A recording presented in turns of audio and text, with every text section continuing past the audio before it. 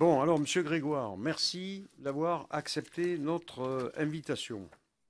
Alors, vous êtes auteur d'ouvrages, d'articles, bon, vous êtes l'un de ceux dont le témoignage pourrait nous permettre de faire progresser notre réflexion en matière donc d'emploi artistique et puis singulièrement d'intermittence du spectacle. J'ai cru comprendre que votre propos comportait une présentation qu'on va pouvoir suivre sur nos écrans. Et puis j'imagine qu'après, vous voulez compléter le propos. La thématique, c'est que en 45 minutes, on vous écoute pas pendant 45 minutes, hein, on vous écoute pendant le temps que vous souhaitez, mais une vingtaine de minutes serait bien. Au terme de quoi, le rapporteur vous demandera probablement de compléter vos propos. Et puis, mes collègues ici présents pourront, si vous l'acceptez, vous interpeller. Voilà, si vous voulez bien, on vous passe pour ne pas perdre de temps, on vous passe la parole. Merci beaucoup pour votre invitation. Donc effectivement, j'ai travaillé sur l'intermittence du spectacle avec deux peut-être spécificités. La première, c'est d'avoir travaillé sur longue période, puisque mes travaux disons, s'intéressent à la problématique depuis le premier mouvement social, la première grève du spectacle en 1919.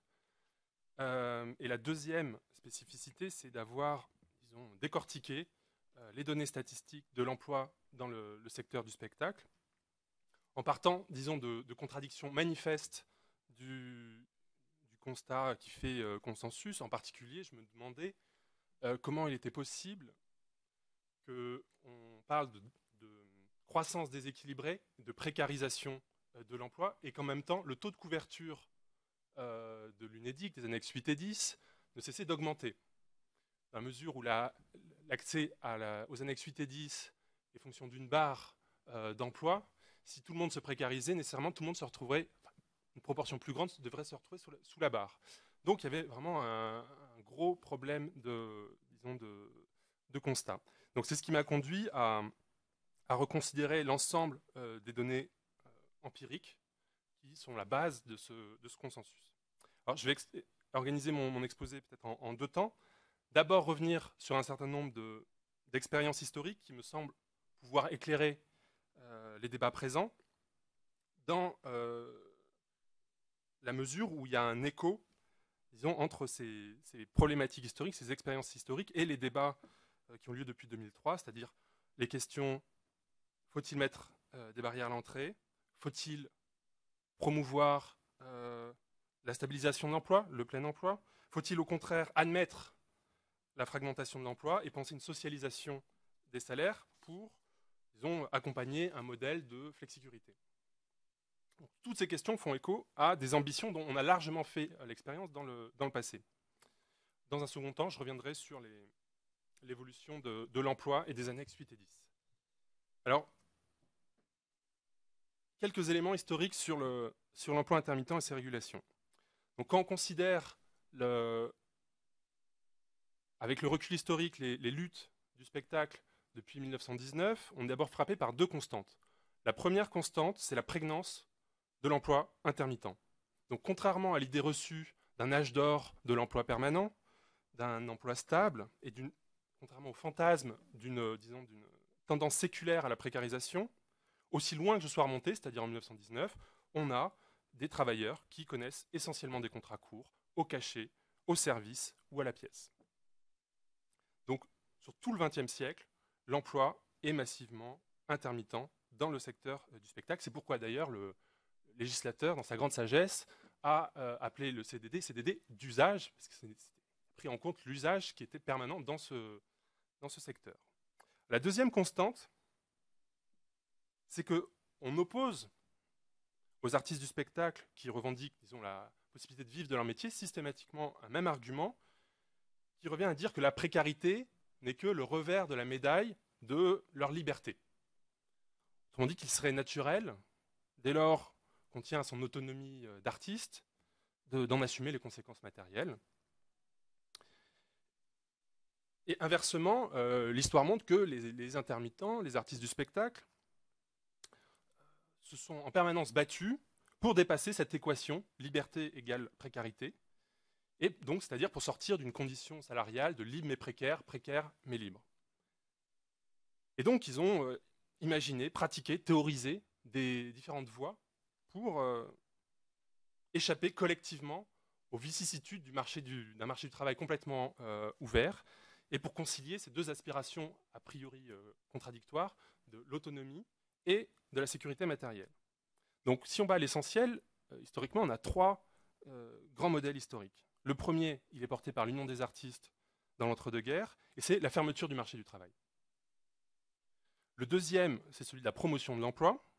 Il est porté notamment par les syndicats CGT dans l'après-guerre, jusqu'aujourd'hui d'une certaine manière, mais de manière plus forte jusqu'à la fin des années 70. Et le troisième, c'est celui, disons, de la socialisation du salaire, qui naît dans les années 80, avec le régime d'indemnisation, avec les annexes 8 et 10, et qui est massivement défendu, disons, par le mouvement des intermittents du spectacle, et plus particulièrement par les coordinations qui en sont issues. Alors, je vais revenir sur ces trois expériences. D'abord, fermer le marché. C'est l'expérience de l'entre-deux-guerres. Alors, un tout petit rappel contextuel. Donc, je l'ai déjà dit, les engagements sont déjà très intermittents dans l'entre-deux-guerres. Les intermittents ont déjà des difficultés à accéder à l'indemnisation publique du chômage. Ils ont déjà, disons que leur chômage, disons que leur difficulté d'emploi se traduit moins par du chômage que par du biprofessionnalisme, par la recherche de travail alimentaire, déjà dans l'entre-deux-guerres. Déjà, on constate aussi que le travail déborde largement l'emploi, en particulier les cachets. La notion de cachet est une notion de rémunération forfaitaire qui, a priori, ne correspond pas par nature à un temps de travail donné.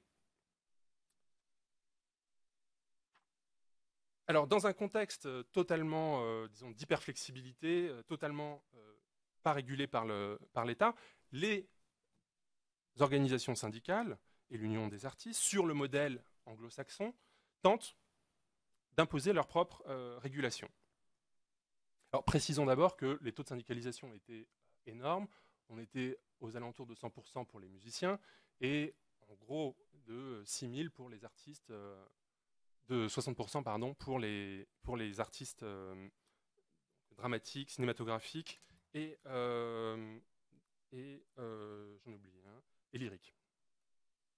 Donc comment faisait-on pour maîtriser le marché du travail? Alors on avait plusieurs armes à son arc. On avait la mise à l'index des employeurs récalcitrants. Donc vous savez là l'illustration de l'index de l'Union des artistes, ou la mise au pilori des traîtres, des renégats qui ont failli à la discipline syndicale. Donc autrement dit, la technique était simple. Lorsqu'un employeur contrevenait aux règles de salaire ou de conditions de travail fixées unilatéralement par le syndicat, eh bien, son nom était publié dans le bulletin syndical et il était interdit à quiconque de travailler pour cet employeur. Et de même, si un artiste qui outrepassait, disons, la discipline syndicale, il était mis au pilori et donc il était tué professionnellement puisqu'on n'avait plus le droit de travailler avec ce camarade. Donc parmi donc vous voyez, c'est quelque chose qu'on retrouve un peu aujourd'hui dans les pays anglo-saxons, en Angleterre, aux États-Unis.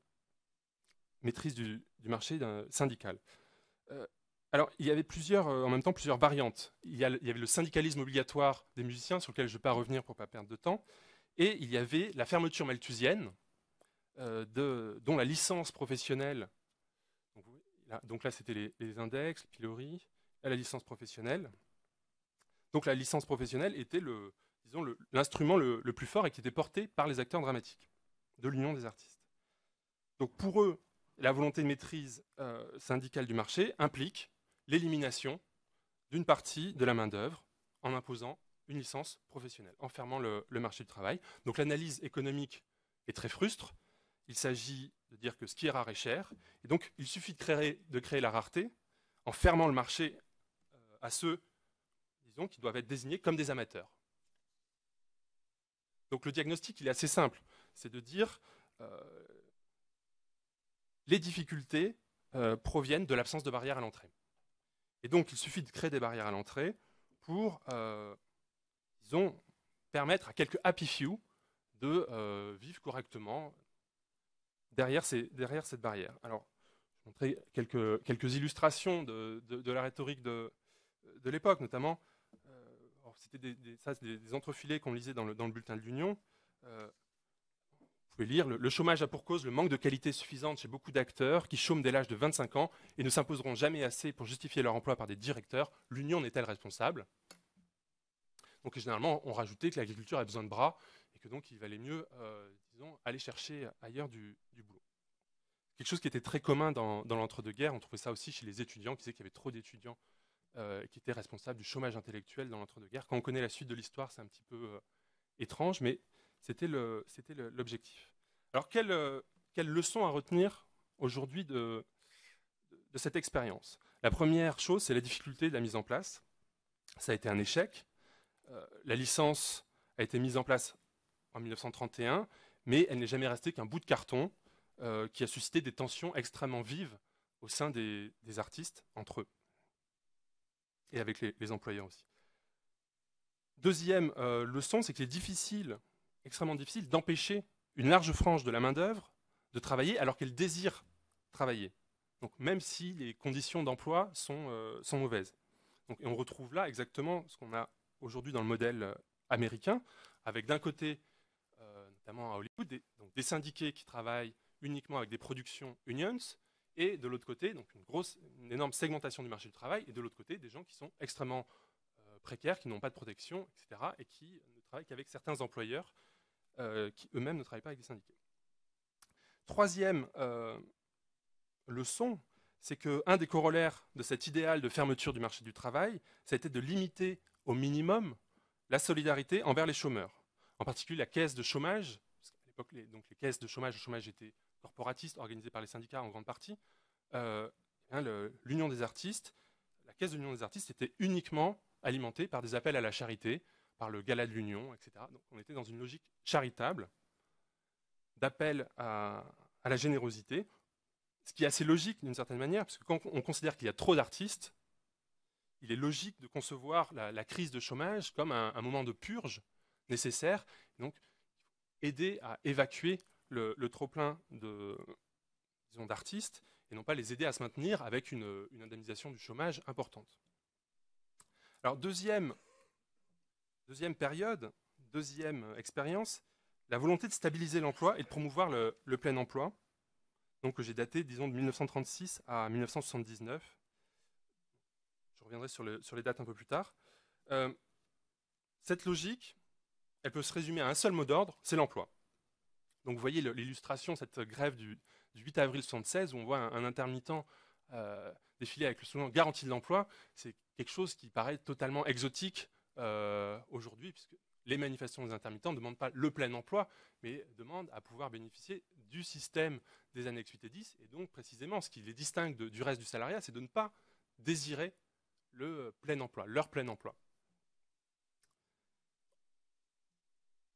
Alors, cette logique de l'emploi, elle est assez simple. Bon, donc je ne reviens pas sur le contexte qui est toujours un peu le même, c'est-à-dire fragmentation de l'emploi, instabilité des engagements, spectre du biprofessionnalisme, flou de la limite entre amateurisme et professionnalisme, mais on a des solutions qui sont radicalement nouvelles à cette époque, qui sont banales aujourd'hui, c'est l'emploi, qui se décline alors en trois objectifs. D'abord, encadrer le marché du travail dans des règles, notamment élaborer, négocier et faire étendre des conventions collectives, donc qui permettent de fixer des grilles de salaire. Faire de l'emploi par le biais de la protection sociale le support d'une protection sociale avancée, donc fondée sur une solidarité à l'échelle du salariat tout entier. Mais ce qu'il faut bien comprendre, c'est que c'est à ce moment-là, et uniquement à ce moment-là, qu'on commence à considérer l'intermittence de l'emploi comme un problème. Elle n'était pas conçue comme un problème auparavant. C'est au moment où le salariat commence à se constituer sur de l'emploi stable et que des droits sont attachés à l'emploi stable que l'intermittence, par contraste, devient problématique. En partie parce que l'accès à la protection sociale devient problématique du fait de l'intermittence des engagements. Deuxième axe, promouvoir le plein emploi de tous et de chacun. Ce qui veut dire, ce qui se traduit dans les revendications par une revendication simple, c'est la volonté de maximiser la production. Donc pour défendre le plein emploi, ce qu'on fait, c'est que donc pour éviter que personne ne soit écarté, donc contrairement à la logique malthusienne précédente, on défend une politique volontariste de développement de la promotion du théâtre, de la promotion du cinéma, de la musique, etc. Donc on dit les artistes, les comédiens ne veulent pas mourir de la mort du théâtre. Donc on défend le théâtre, le cinéma français, etc. en amont pour avoir des employeurs prospères, pour avoir des salariés prospères. Troisième élément qui me paraît important pour éclairer les débats présents, c'est qu'il y a une volonté, disons, de stabiliser l'emploi, donc avec en ligne de mire le modèle allemand, qui est bon, de faire bon, d'aller vers l'emploi permanent d'une certaine manière, mais surtout de faire correspondre très clairement travail, emploi et salaire d'un côté, et très clairement non-travail, non-emploi et bénévolat de l'autre côté, dans cette figure de l'amateurisme. Donc l'idée, c'est vraiment de bien tracer cette frontière qui est jamais très claire en réalité. Et donc du coup, l'idée, c'est de faire reconnaître le travail invisible par les employeurs comme relevant de l'emploi. On a toute la lutte sur les répétitions, etc., que vous avez entendu parler. Donc l'idée, c'est aussi de faire disparaître le travail au noir, qui est massif jusque, disons, au milieu des années 80, jusque même à la fin des années 80, comme le montre en particulier le rapport Roussy-Scortino de 85. Donc l'idée, c'est de faire que tout ce travail donne lieu à emploi, qu'on soit reconnu comme étant de l'emploi, et symétriquement que le non-emploi soit assimilé à du non-travail et qu'il n'entraîne aucune rémunération. Donc on travaille à une structuration de l'amateurisme, les amateurs devant rester purement amateurs, c'est-à-dire se livrer à une activité de loisir purement bénévole. Alors le bilan de cette expérience à la fin des années 70 n'est pas très positif, en particulier sur ce dernier point. L'identification stricte du travail et de l'emploi n'est en réalité jamais atteint. Pour des artistes qui sont mus, disons, d'abord par l'intérêt intrinsèque de leur production, alors qui sont considérés comme des idéalistes par le syndicat, l'idée c'est que l'engagement dans le travail prime toujours sur le respect des conditions d'emploi. Donc, dans ce contexte, les syndicats ont le plus grand mal à faire reculer le travail au noir, parce que quand on a envie de travailler, même si on ne respecte pas l'emploi, si on ne cotise pas la sécurité sociale, c'est très difficile d'empêcher quelqu'un de travailler contre. Voilà. Et donc, tout le combat des syndicats est d'empêcher ces écarts hors de l'emploi. Et le spectre qu'agitent les syndicats à ce moment-là, c'est de dire si tout le monde continue à travailler au noir, à ne pas respecter les règles du droit du travail et de l'emploi, eh bien, on va avoir une généralisation du biprofessionnalisme ou une généralisation d'un rapport dilettante à l'activité artistique qui va être réservé, disent-ils, aux fils à papa et aux femmes de PDG. Troisième période, troisième expérience, troisième volonté, c'est de défendre un modèle, disons, de flexicurité appuyé sur un salaire socialisé.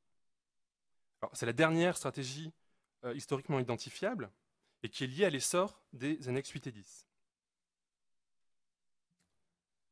Alors, avec la montée en puissance de ce régime, qui en gros correspond aux conventions inédites de 79 et 84, donc je ne reviens pas sur l'histoire disons, politique, syndicale de ce régime, et je vous ai donné un article qui retrace cette histoire extrêmement complexe, mais disons que l'essor commence avec les conventions de 79 et de 84.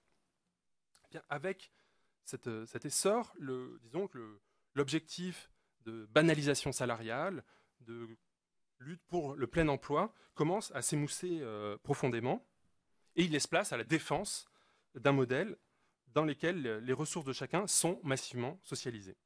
Donc, pour vous donner un ordre de grandeur, donc je ne vais pas détailler ce tableau, mais là, vous voyez ce que j'appelais le taux de socialisation, c'est-à-dire la part des allocations dans le revenu annuel. Et vous voyez que pour une grande... J'ai mis en bleu foncé les cases les plus... où il y a le plus grand nombre d'intermittents, et vous voyez que pour un grand nombre d'intermittents, là on est en 2007, eh bien, le revenu issu des allocations chômage est supérieur au salaire direct.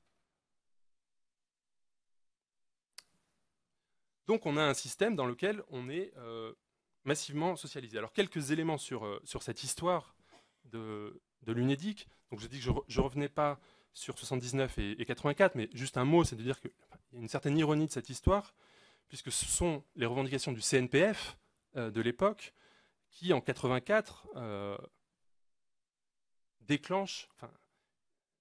marque le début du principe de la solidarité interprofessionnelle pour les intermittents du spectacle. Je ne reviens pas là-dessus. Le deuxième élément, c'est que ce système a donné lieu à un conflit, comme vous le savez, qui commence en réalité dès 1986 et connaît des épisodes en 88, 90, 91, 92, 93, 97, 99, 2003 et 2006. Voilà, de 2003 à 2006. Donc il y a un certain bégaiement de l'histoire où chaque acteur rejoue un petit peu les mêmes positions. Pour aller très très vite, le patronat souhaiterait que l'État ou le secteur prennent en charge le financement de ce système. Les intermittents, eux, défendent généralement les annexes, les intermittents dans la rue, mobilisés, plus les coordinations. Et l'État tente de maintenir, disons, un statu quo jusqu'en 2002, statu quo pour le financement, et de l'autre côté affiche une volonté, une stratégie de promotion de l'emploi, en disant, si nous favorisons l'emploi, ça va soulager la caisse de chômage. Mais bon, ça fait 30 ans que ce discours existe. Troisième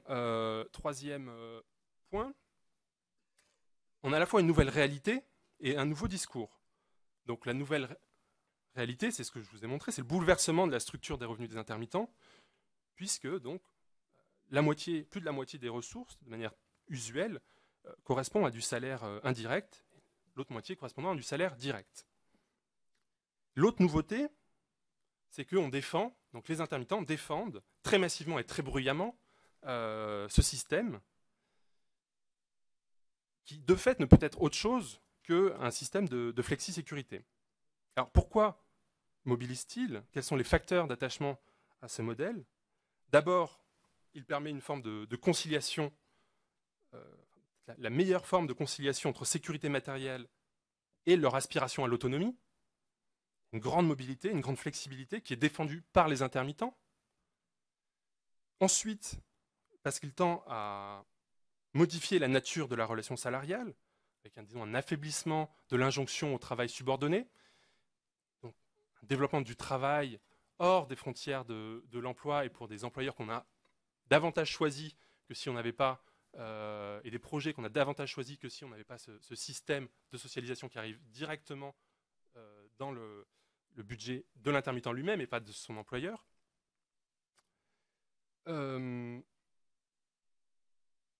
Et donc, il y a un effet sur la manière dont se définit le produit lui-même, puisque donc on a affaire à un discours, notamment qui est porté par la CIP-IDF, qui explique au fond que l'ambition n'est plus, l'ambition de se départir de l'objectif de plein emploi et que ce système permet, disons, d'avoir un pouvoir de définition des produits. C'est-à-dire de dire quel produit doit exister. Donc on a une sorte de politique culturelle décentralisée à l'échelon même des salariés qui, d'une certaine manière, arbitrent, disent ce produit-là vaut le coup, et même si je suis mal payé, je vais le faire. En revanche, cet emploi-là est beaucoup mieux payé, mais artistiquement, ça ne m'intéresse pas, et donc je ne le finance pas d'une certaine manière indirectement en m'engageant dans ce travail. Bon, par ailleurs, et pour finir sur cette partie historique, je vais dire que c'est un système qui a beaucoup intéressé les sciences sociales, dans la mesure où il a pu apparaître non pas comme l'avenir du salariat, mais comme une solution, au sens de dissolution, de l'opposition emploi et chômage. Impossible de calculer un taux de chômage, par exemple, chez les intermittents du spectacle, puisque l'emploi et le chômage sont imbriqués et tout dépendrait du niveau choisi. Donc on a vraiment une solution de cette opposition.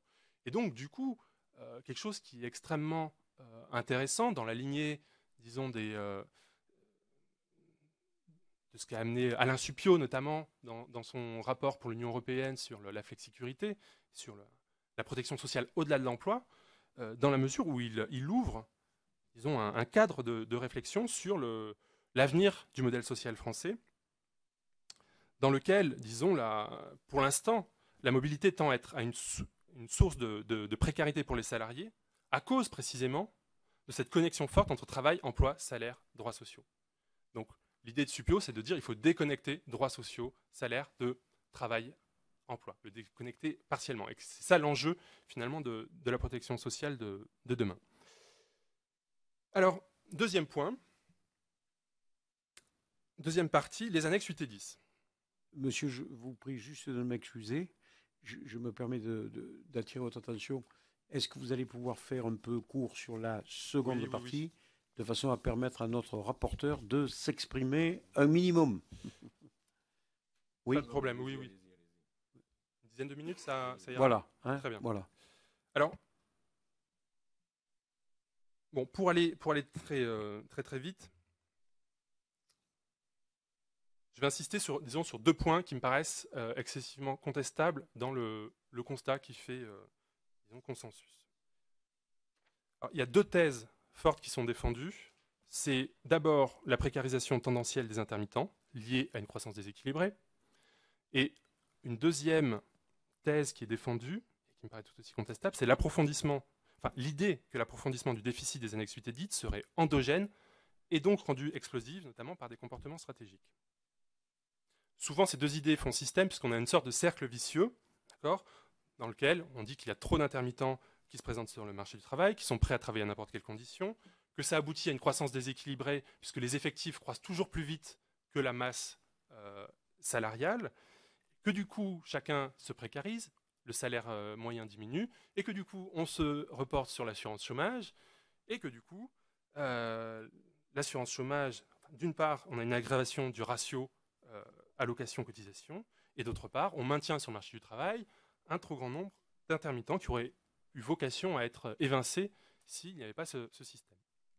Donc voilà la théorie qui est massivement admise. Alors, j'ai simplement essayé de vérifier ce qu'il en était empiriquement. Alors, premier point, la croissance déséquilibrée et la précarisation des intermittents. Est-ce qu'on observe vraiment une croissance déséquilibrée? Est-ce qu'on observe vraiment une précarisation massive des intermittents du spectacle? Alors, toutes les données dont on dispose viennent de la caisse des congés spectacles, donc c'est les seuls qui permettent d'avoir une série de salaires, de volumes d'emploi et d'effectifs, et sont, produites, traitées, interprétées par l'équipe de Pierre-Michel Menger, qui fournit les tableaux notamment à la DEPS. Alors, dans tous les rapports, on a ce genre de graphique, on illustre la croissance déséquilibrée par ce genre de graphique, dans lequel vous voyez les effectifs croître, alors j'en ai plusieurs, les effectifs qui croissent beaucoup plus vite que la masse salariale, du moins la courbe des effectifs tend à diverger énormément de la courbe de la masse salariale, ce qui évidemment est extrêmement parlant et extrêmement anxiogène. Le problème, c'est qu'il y a là un pur artefact graphique. Pourquoi? Parce que même si les données sont justes, la manière dont elles sont présentées graphiquement induit quasiment à coup sûr un contresens du lecteur. Donc j'ai testé ça sur des amphis d'étudiants. Il y a moins de 10% des étudiants qui savent lire justement ces graphiques.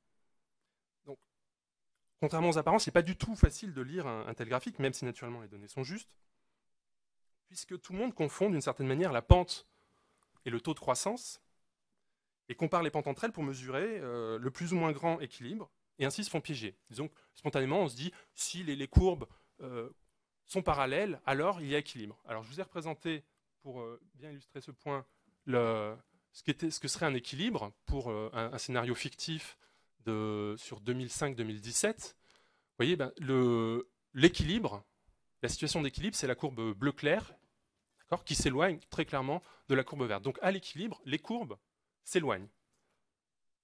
C'est assez simple, c'est qu'un même pourcentage d'augmentation d'un même pourcentage sur une valeur faible, c'est-à-dire sur la courbe du bas, 10% de peu, ça fait 10% de peu, et 10% de beaucoup, ça fait 10% de beaucoup. Et donc du coup, une croissance équilibrée aboutit à une divergence des courbes. Alors le plus simple, c'est simplement pour mesurer ça, et ce n'est jamais fait, on se demande bien pourquoi, c'est de mesurer le salaire moyen lui-même. Donc avec exactement les mêmes données, je vous ai représenté la croissance déséquilibrée et les salaires moyens des intermittents, donc c'est exactement les mêmes données, de 1994 à 2007. Le moins qu'on puisse dire, c'est qu'il n'y a pas de croissance déséquilibrée, c'est que la courbe est totalement plate, donc que les salaires moyens des intermittents sont exactement les mêmes données, représentées graphiquement autrement, sont totalement plates. Donc il n'y a pas, on n'observe pas, ce sont exactement les mêmes données. Donc elles sont en euros, là j'ai mis en euros 2007, donc c'est effectivement en constant. Enfin, donc il n'y a pas de problème de données, c'est exactement les mêmes chiffres. Ici et ici, ce sont les mêmes données. Les mêmes chiffres qui sont représentés graphiquement différemment. D'accord? Donc, pourquoi dit-on que en tout, il y a une baisse du salaire? C'est que, je vous ai mis aussi la période qui précède, effectivement, on observe une baisse des salaires entre 89 et 93. Et donc, si on prend, disons, une date autour de 89, quelque chose comme ça, ou même si on prend 87, au total, il y a une très légère baisse. Mais sauf que la périodisation est totalement segmentée. C'est-à-dire qu'on a eu une baisse dans cette période-là, mais depuis le milieu des années 90, il n'y a aucune baisse, il n'y a aucune croissance déséquilibrée. Donc ça, c'est quand même quelque chose qui est excessivement important, puisque c'est sur ce constat faux que s'est construit le consensus qui a mené aux réformes de 2003. 89, c'est le bicentenaire de la Révolution française, et l'État a mis beaucoup de moyens dans les festivités, disons. Donc du coup, ça fait augmenter les salaires. Enfin, en tout cas, c'est ce qu'ils disent. Je n'ai jamais vérifié, mais c'est ce que les sociologues disent généralement. Je pense que c'est juste. Donc si on représente la totalité de la courbe, la voilà, de 87 à 2007, donc avec les mêmes données. Donc une seule chose, mais j'ai peut-être pas le temps d'expliquer, c'est aussi que la baisse et la précarisation dans la première période correspond en réalité non pas à une précarisation des intermittents, à une baisse des salaires, mais à l'intégration des parties les plus précaires des intermittents dans le champ de la caisse des congés spectacles. Quand vous lisez les rapports des années 80 sur l'emploi dans le secteur, le problème massif, c'est l'emploi informel, la non-cotisation. Et donc, l'État se mobilise pour faire cotiser, pour faire sortir du travail informel les intermittents. Donc, si l'État a réussi, on peut faire l'hypothèse, eh bien, vous avez fait rentrer massivement un grand nombre d'intermittents dans le champ de la caisse des congés spectacles, et donc vous avez fait baisser, d'une certaine manière, en faisant que des invisibles deviennent des visibles statistiques, vous avez fait baisser les salaires. Donc, les salaires moyens observés. Donc, du coup, il est tout à fait possible et compatible avec cette courbe qu'en réalité, les salaires aient augmenté dans la période des années 80. Donc, conclusion, pas de croissance déséquilibrée. Alors, deuxième chose importante, le déficit. Est-ce qu'on observe un déficit explosif? Comment peut-on expliquer l'évolution de la balance des annexes 8 et 10? Donc, avant peut-être de traiter le problème d'un point de vue économique, juste quelques mots d'un point de vue comptable. Disons, le premier point, c'est que le déficit des annexes 8 et 10, à rigoureusement parler, n'existe pas. C'est-à-dire les annexes 8 et 10 ne sont pas une caisse spécifique, il n'y a pas d'un régime spécifique d'assurance chômage pour les intermittents, il y a simplement un règlement qui a ses annexes, et qui fixe des règles spécifiques pour les intermittents. C'est le principe même de la solidarité interprofessionnelle. Pour autant, évidemment, il n'est pas inintéressant et illégitime de regarder, à des fins analytiques, quelle est la différence entre les cotisations et les allocations.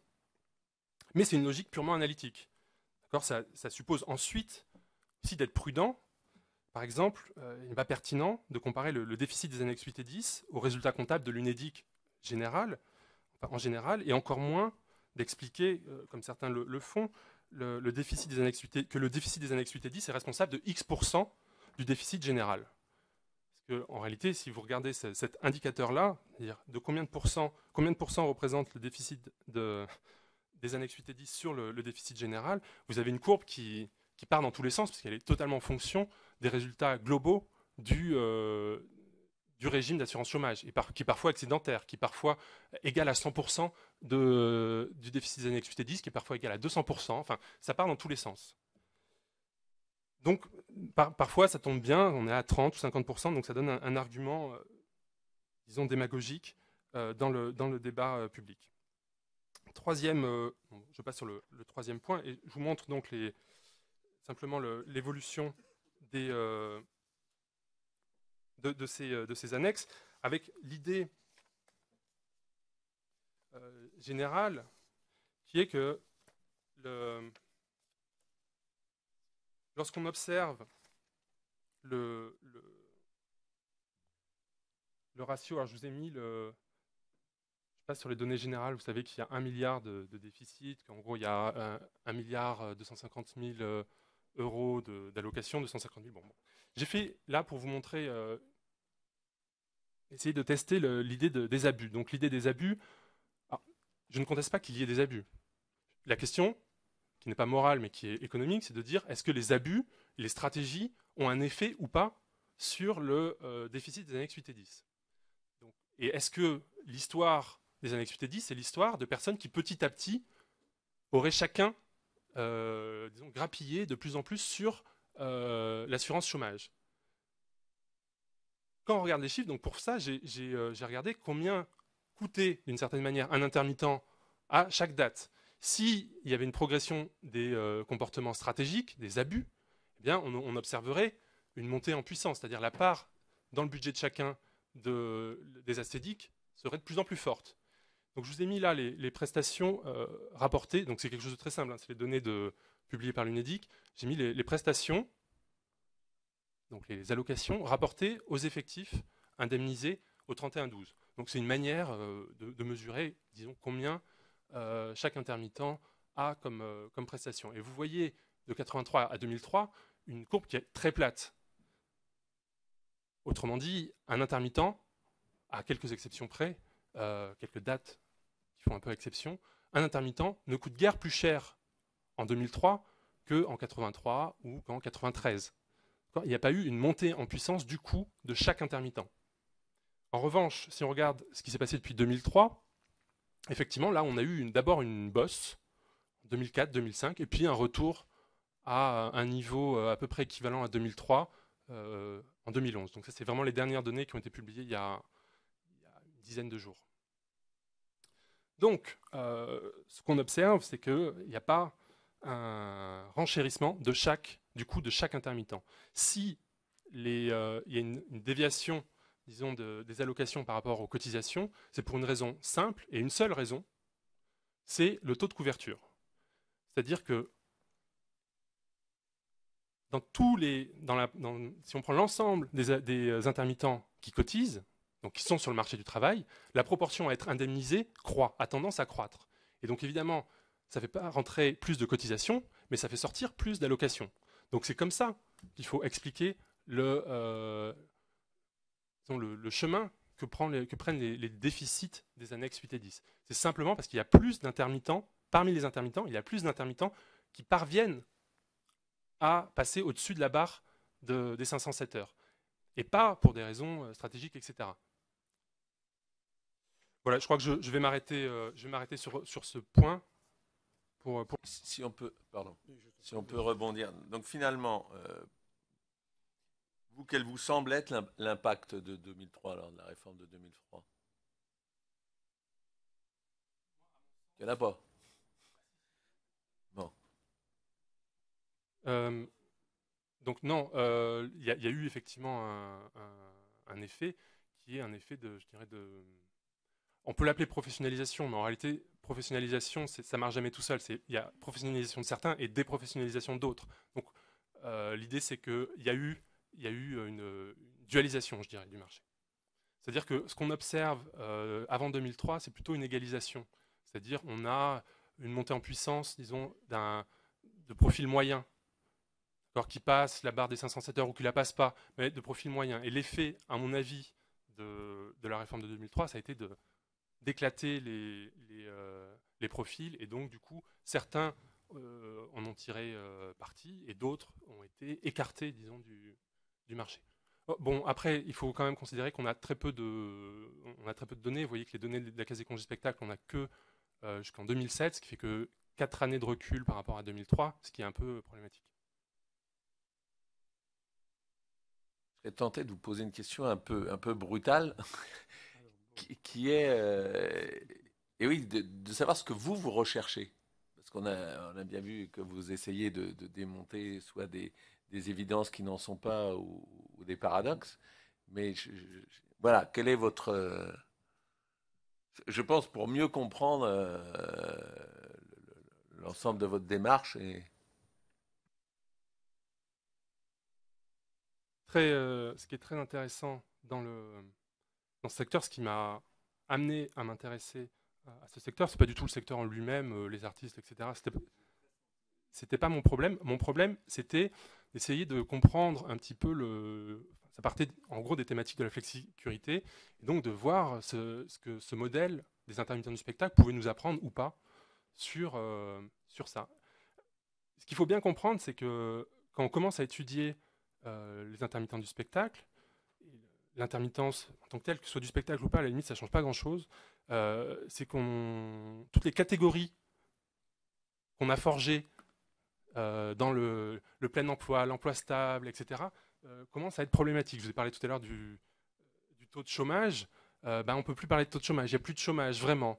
Il y a plus de... Les gens ne manifestent pas pour le plein emploi. Ils ne manifestent pas pour l'emploi. Quand ils manifestent, ils disent, en 2003, il y a des slogans qui disent c'est le plus grand plan de licenciement de l'année. Ah bon, un plan de licenciement, on essaye de virer des gens de l'UNEDIC, c'est un plan de licenciement. Donc il y a tout un tas de décalages qui remettent en cause largement, à la fois scientifiquement le propos, mais aussi radicalement un objectif politique qui semble extrêmement consensuel, disons de l'extrême droite à l'extrême gauche.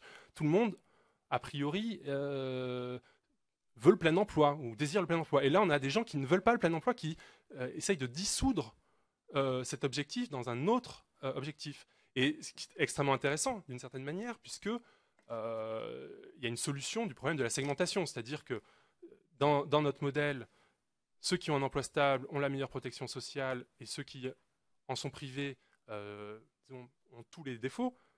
Et ceux qui sont dans la mobilité le payent assez cher.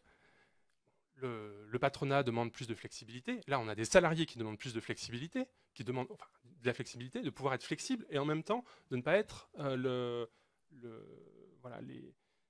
ne pas être pénalisé par le fait d'être mobile. Donc ça suppose effectivement de modifier le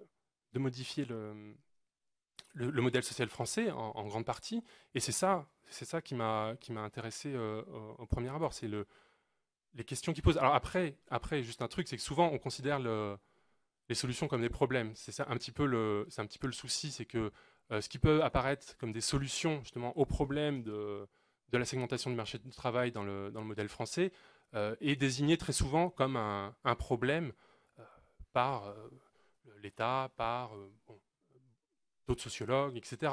Donc, je ne dis pas qu'il faut élargir le dispositif des intermittents à tous, mais je pense que c'est un bon début de réflexion pour commencer à réfléchir sur, disons, le modèle social français de l'avenir. D'autres questions, monsieur le rapporteur? Est-ce que Madame Carré-Comte, Madame Khirouni, Madame Lohéroux, Monsieur Pouzol ont une question en attendant que le rapporteur complète? Non, ça va? Monsieur le rapporteur? Oui, parce qu'on a bien le sentiment que vous n'avez pas pu tout développer, mais votre réflexion porte plutôt finalement sur l'organisation de l'emploi. Et ça vous sert d'exemple ou un peu de bélier pour rentrer dans certaines affirmations. Mais vous pensez donc que qu'il faut creuser le système de l'intermittence, c'est-à-dire que ça peut être un modèle de réflexion pour l'ensemble de l'organisation du travail. Mais alors, est-ce que vous le pensez parce que c'est stimulant intellectuellement et c'est un modèle très, très intéressant, original, ou est-ce que parce que vous pensez qu'il y a un caractère inéluctable et finalement le marché du travail va s'organiser, que c'est l'avant-garde du marché du travail, si je le dis de manière caricaturale. Pardon, excusez-moi. Je ne suis pas prophète, donc je ne cherche pas à savoir exactement ce qu'est l'avenir. Mais on a quand même là quelque chose qui est intéressant, pas qu'intellectuellement, on a quelque chose qui est intéressant en soi pour l'avenir du salariat, mais qui serait aussi à court terme. Alors, il y a plusieurs choses, parce qu'il y a plusieurs dimensions dans l'intermittence. La première chose, disons que si on sépare un petit peu les problèmes, c'est l'idée de socialiser une partie des ressources. Il y a quelque chose qui est assez inéluctable, c'est que quand on a de la flexibilité, quand on a un marché du travail flexible, on a tout de suite la tentation légitime de socialiser les ressources. C'est ce qui s'est passé en 1936 quand on a voulu faire la loi sur les congés payés. C'est très intéressant cette affaire-là, parce que les congés payés, tout le monde considère que c'est du salaire direct. C'est votre employeur qui vous paye des congés payés, vos 5 semaines de congés payés. Bon, mais quand vous avez plusieurs employeurs, quand vous êtes mobile, qui va payer? Donc en 1936, on s'est dit, bon, on va inventer une caisse des congés spectacles pour payer les congés des intermittents. Mais vous voyez que là, on est passé par des mécanismes de socialisation, par une caisse, pour payer exactement le même droit, pour qu'il y ait exactement le strict équivalent pour les intermittents du spectacle, pour qu'ils aient le strict équivalent de ce qu'ont les salariés, disons, permanents.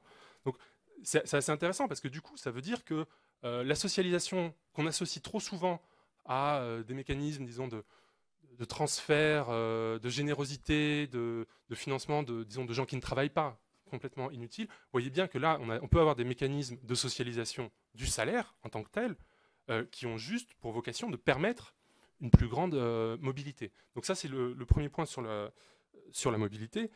L'autre point, c'est sur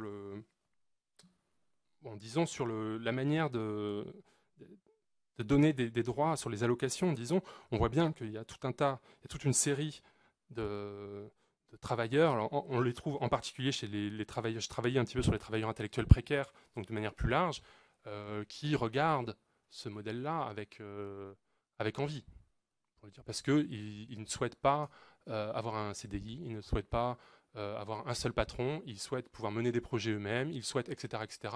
Donc vous trouvez ça dans le journalisme, dans la recherche, beaucoup de doctorants, etc. Donc ils sont très attirés, c'est un constat qu'on peut faire, par ce type de modèle de flexicurité. Votre collègue Michel Pouzol souhaite vous interpeller. Oui, une petite remarque par rapport à ce que vous nous avez présenté et la manière dont on comprend mieux effectivement vous avez mené cette étude et cette analyse.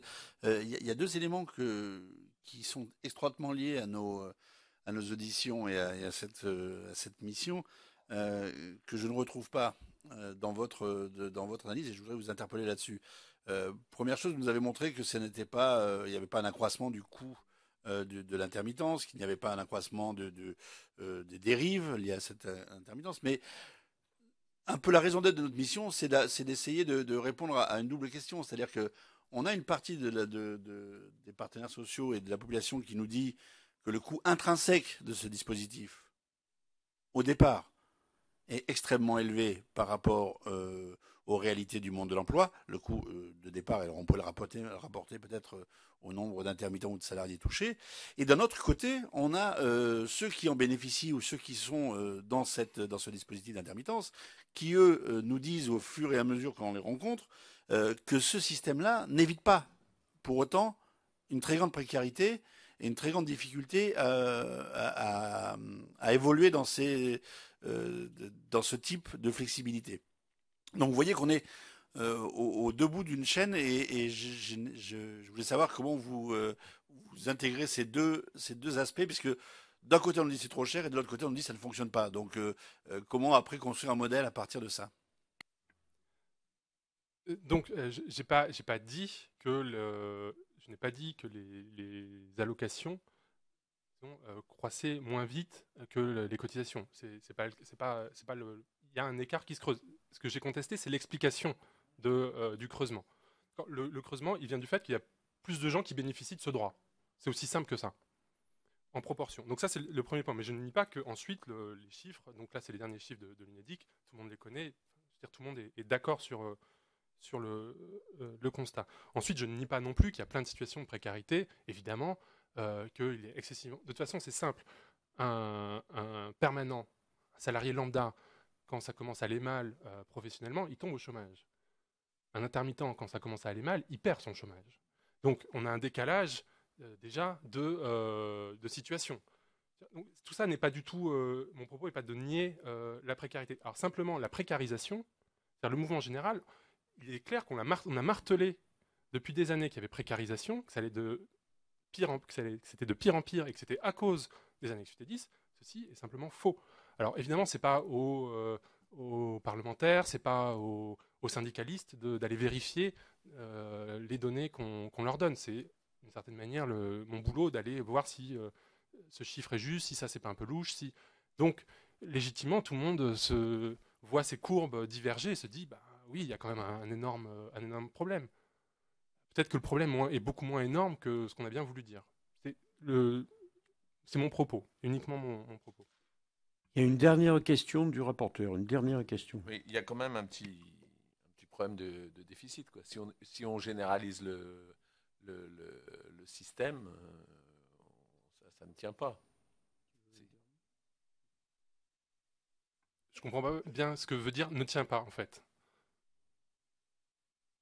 Ben, il y a quand même, je vois bien qu'il y a une discussion là-dessus, mais qu'est-ce qu'on fait là pour il y a un déficit d'1 milliard. Alors vous considérez que ça constitue pas une caisse et d'un certain point de vue vous avez raison, mais enfin il y a quand même un déficit. Il faut amener 1 milliard. Donc si on généralisait ça à d'autres professions intellectuelles et puis pourquoi pas, on peut penser que le déficit se développerait. Enfin, on n'est pas dans un système équilibré. J'ai bien compris que ce n'était pas tout à fait votre thèse, mais Pardon, excuse-moi. Le déficit, il est issu du seul fait que quand l'UNEDIC prend des décisions, elle prend des décisions sur l'ensemble d'une seule caisse. Donc le taux de cotisation est revu périodiquement. Il était revu, je crois, au 1er janvier 2007. On l'a légèrement baissé parce que pour équilibrer la caisse dans son ensemble. On ne cherche pas à équilibrer des parties de caisse. Donc, d'une certaine manière, s'il y avait généralisation, évidemment, il y aurait une part de la socialisation du salaire qui serait plus importante, et il faudrait évidemment augmenter l'effet serait simplement d'augmenter le taux de cotisation. C'est tout. C'est-à-dire qu'au final, ce qu'il faudrait voir, c'est si on imagine un scénario complètement fou. non. L'idée que vous défendez, c'est que le dispositif n'est pas déficitaire en lui-même. Il ne crée pas. Oui, il n'est pas par principe déficitaire. Voilà. L'idée que je défends, c'est effectivement que c'est pas endogène, ce qui veut dire que c'est pas il n'y a pas un cercle vicieux.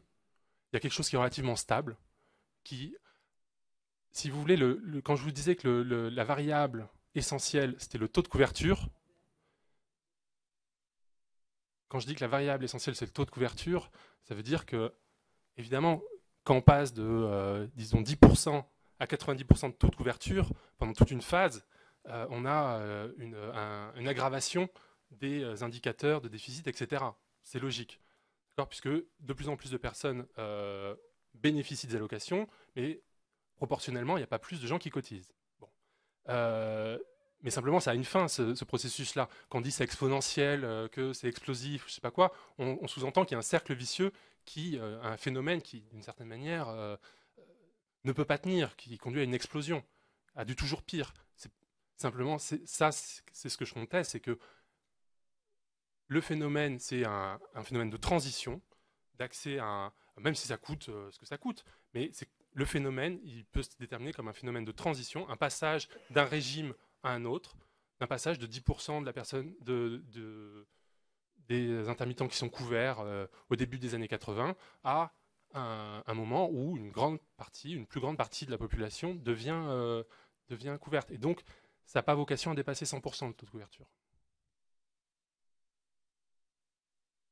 Ça va, monsieur le rapporteur? Oui. Monsieur Grégoire, merci infiniment de votre C'est moi. participation